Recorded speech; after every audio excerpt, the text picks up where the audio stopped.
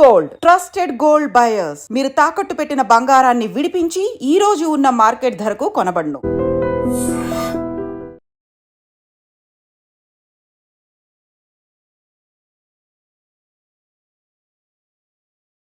మద్యం ఎంత పనైనా చేయిస్తుంది. ఇది అత్యంత డేంజరస్ వ్యసనంగా కూడా మారిపోయింది.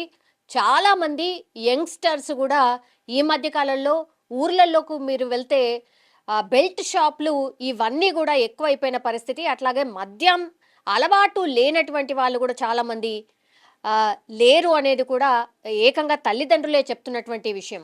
సో పని ఏం చేయకుండా మద్యానికి బానిస అయిపోయి కంప్లీట్లీ అదే దాంట్లో వ్యసనంగా మారిపోయి ఏ పని కూడా చేయకుండా అట్లా బలాదూరుగా తిరిగే వాళ్ళ గురించే ఈ ఇన్సిడెంట్ అని అనుకోవచ్చు. ఎందుకంటే ఇది కామారెడ్డి లింగాపూర్లో జరిగినటువంటి ఇన్సిడెంట్. యాక్చువల్లీ ఈ పిల్లగాడి పేరు వచ్చేసి నిఖిల్. కేవలం 24 సంవత్సరాలు మాత్రమే.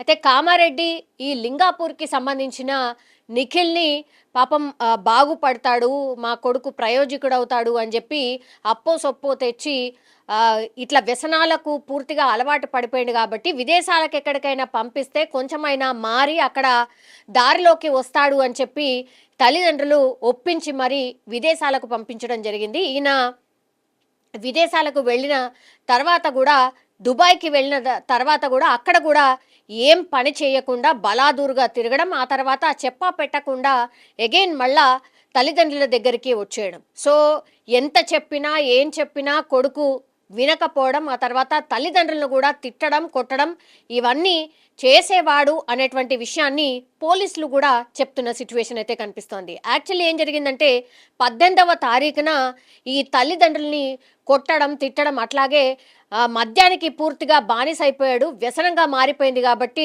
డబ్బులు ఎప్పుడు చూడు డబ్బులు కావాలని అడగడం, ఎంత చెప్పినా అర్థం చేసుకోకపోవడం, ఏమన్నా గట్టిగా అంటే తల్లిదండ్రులను కొట్టేవాడు నిఖిల్ అనేటువంటిది కూడా ఇప్పుడు పోలీసులు నిర్ధారించినటువంటి పరిస్థితి. తండ్రి ఇంకా ఎంతకాలం అని వెయిట్ చేస్తాడు, ఇంకా ఎంతగాని ఓపిక పడతాడు. సో ఆయన వల్ల కూడా కాక మొన్న 18వ తారీఖున ఆయనను ఒక దొడ్డు కర్రతోని కొడుకుని నిఖిల్ని తలపైన కొట్టడం జరిగింది. తీవ్రంగా గాయపడినటువంటి నిఖిల్ని అగైన్ తల్లిదండ్రులే హాస్పిటల్కి తీసుకెళ్లి జాయిన్ చేసి కుట్లు అన్ని వేసిన తర్వాత మళ్ళీ ఇంటికి తీసుకొచ్చిన పరిస్థితి.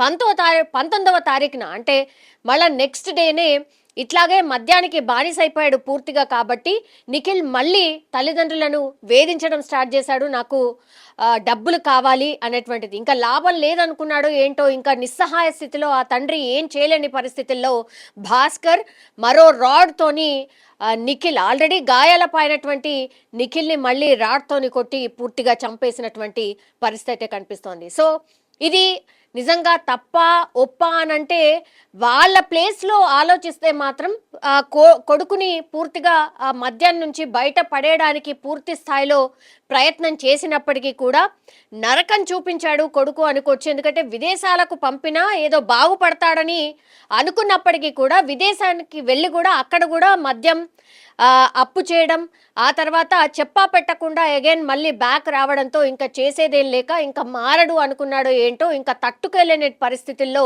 తండ్రి కొడుకుని చంపినటువంటి ఘటన ఇప్పుడైతే కామారెడ్డిలో జరిగినటువంటి పరిస్థితి. చాలా మంది అయితే అటు తల్లిదండ్రులు ఇంకేం చేస్తారు మరి, కొడుకు చేసే ఇట్లాంటి పనికి వాళ్లకు ఇంకా దారి లేక అలా చేసుంటాడు అని కొంతమంది కామెంట్ చేస్తున్నారు.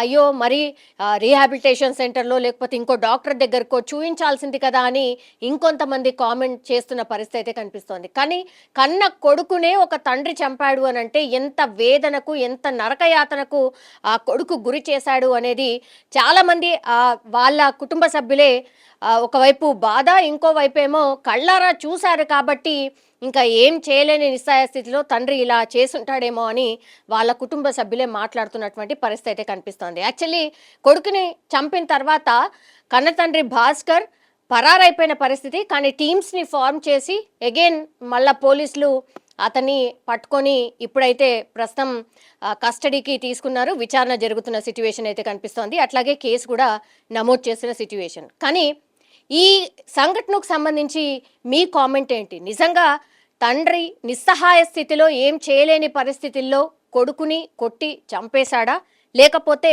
ఇంకేమైనా ఆల్టర్నేట్గా చూడాల్సిందా?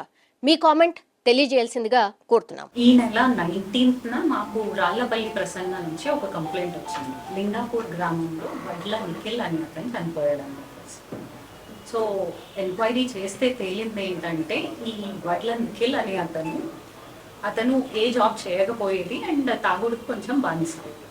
సో ఇంటికి వచ్చి ఇంట్లో తల్లిదండ్రులతోటి కొట్లాడడం అండ్ వాళ్ళ నుంచి మనీ అది అడగడం అండ్ అక్కతోటి కూడా కొట్లాడడం ఇట్లాంటివన్నీ చేసేది. సో వాళ్ళ తండ్రి అయిన వడ్ల భాస్కర్, సో వడ్ల భాస్కర్ అతన్ని ఆ రోజు 18వ తారీఖు రాత్రి 11:30కి అట్లా కట్టెతోటి కొట్టారు. కొట్టిన తర్వాత ఇతన్ని హాస్పిటల్కి షిఫ్ట్ చేశారు అండ్ ట్రీట్మెంట్ అయింది. దాని తర్వాత మళ్ళీ తీసుకొచ్చారు అమ్మ. బట్ 19th రోజు ఎర్లీ మార్నింగ్ 5:30కి మళ్ళీ ఐరన్ రాడ్ తోటి కొట్టి చంపేశారు. సో దాని తర్వాత అతను పరారీలో ఉన్నాడు. సో ఎస్పీ సార్ ఆదేశాల మేరకు ఒక టీం ఫామ్ చేయడం జరిగింది.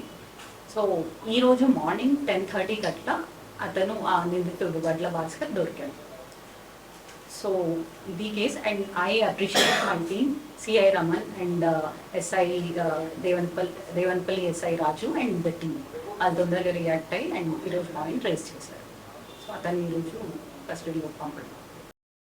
ఏ జాబ్ చేయకుండా కంటిన్యూస్గా తాగడం అదంతా. ఇతన్ని ఇన్ఫాక్ట్ విదేశాలకు కూడా పంపాడు తండ్రి.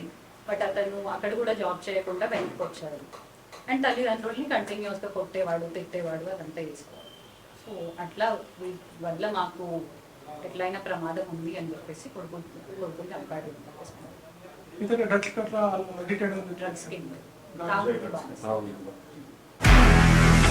నిజంగా ప్రస్తుతం ఉన్నటువంటి సమాజం దేనికి ప్రయారిటీ ఇస్తుంది?